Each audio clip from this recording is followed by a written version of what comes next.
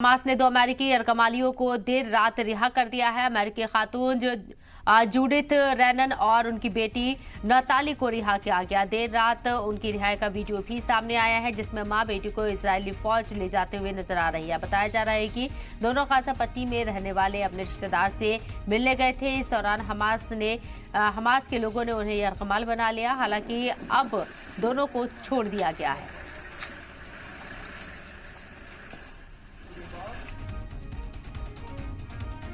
तो जिन लोगों को यरगमाल बनाया गया है, जिनकी तादाद हमास 200 से 250 बता रहा है, उन्हें छुड़ाने के लिए लगातार कोशिशें की जा रही हैं। अमेरिका की तरफ से भी प्रेशर बनाया जा रहा है। हालांकि इस बीच हमास के जरिए 2 लोगों को, मां बेटी को यहां रिहा किया गया है।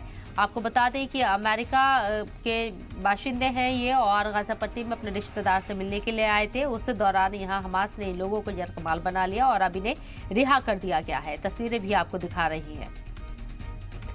तो हमास ने 2 अमेरिकी यरगमालियों को रिहा करते हुए इसका वीडियो भी शेयर किया है।